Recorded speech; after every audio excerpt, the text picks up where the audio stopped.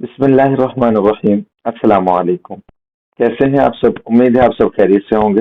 मेरा नाम हाफिज मोहम्मद शहबाज है। आज हम 9th class mathematics chapter 3 review exercise 3 question number 8 solve करेंगे, जिसमें कहा गया है कंसिडर, फर्ज करें, द सेट एक सेट है P is equal to x such that x is equal to 5m, M belongs to N। P कोई सेट है जिसमें x नंबर्स हैं और ये जो लाइन है इसका मतलब है जबकि जबकि x बराबर है 5m के। 5m का मतलब है कि जो भी m की वैल्यू होगी वो 5 से मल्टीप्लाई होती जाएगी। और साथ ही कहा है कि m हमने n में से लेना है, मीन के नेचुरल नंबर्स लेने हैं। और नेचुरल नंबर से मुराद है counting numbers 1 2 3 and so on. तो हमने काउंटिंग नंबर्स लेने हैं m की वैल्यू। एंड और उसके बाद कहा है Q is equal to x such that x is equal to 2m, m belongs to n। इसमें कहा है कि हमने x नंबर लेने हैं जबकि x बराबर है 2m के।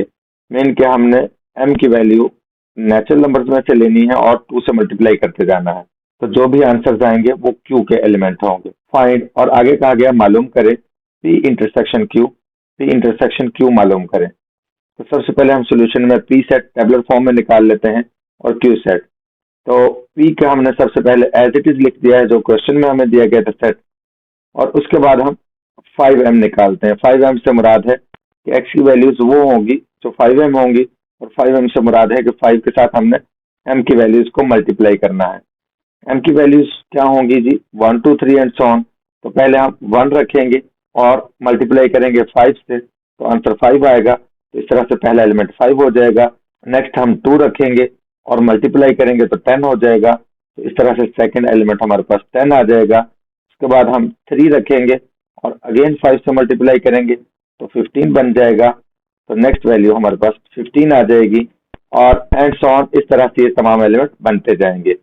उसके बाद हम Q की अगर वैल्यू देखते हैं तो Q में भी उन्होंने कहा था कि x तमाम एलिमेंट है जबकि x 2m के बराबर है और m नेचुरल नंबर्स हैं। मीन के हमने m की जगह पर काउंटिंग नंबर्स लिखते जाना है और 2 से मल्टीप्लाई करते जाना है।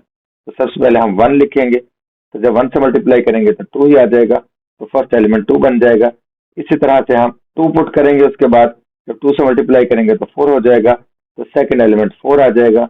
इसी तरह से हम नेक्स्ट 3 पुट करेंगे, 3 से मल्टीप्लाई करेंगे 2 को तो 6 हो जाएगा। थर्ड एलिमेंट 6 आ जाएगा एंड सो ऑन। इस तरह से हम 2 से मल्टीप्लाई करते जाएंगे और एलिमेंट आते जाएंगे Q के। उसके बाद हम इंटरसेक्शन मालूम करते हैं। तो पहले हम लिखेंगे P इंटरसेक्शन Q और उसके बाद हम पहले P की वैल्यू लिखते हैं, फिर इंटरसेक्शन का साइन और फिर Q की वैल्यू लिखेंगे। P की वैल्यू हमारे पास ये थी, वो हमने फर्स्ट लिख दी है। Q की वैल्यू हमारे पास सेकंड में थी तो वो हमने सेकंड में लिख दी है और इंटरसेक्शन का साइन दरम्यान में एज इट इज आ गया है। अब इंटरसेक्शन का मतलब होता है कि कॉमन नंबर।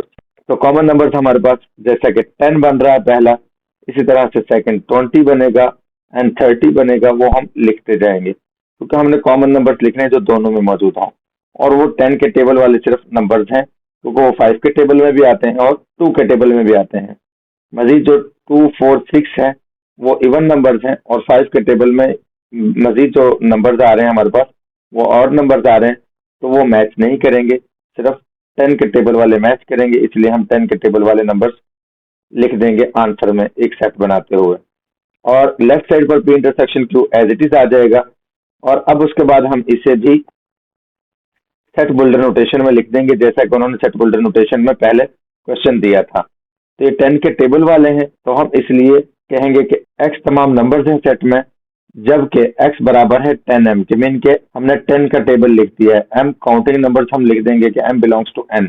इसका मतलब है कि हमने नेचुरल नंबर्स m लिए हैं और उसको हम पुट करते जाएंगे और 10 से मल्टीप्लाई करते जाएंगे तो हमारे पास एलिमेंट बनते जाएंगे P इंटरसेक्शन Q जो सेट आया है उसके। तो इस तरह से हमने टैबुलर फॉर्म को सेट बुल्डर नोटेशन में लिख दिया है और ये हमारा आंसर है।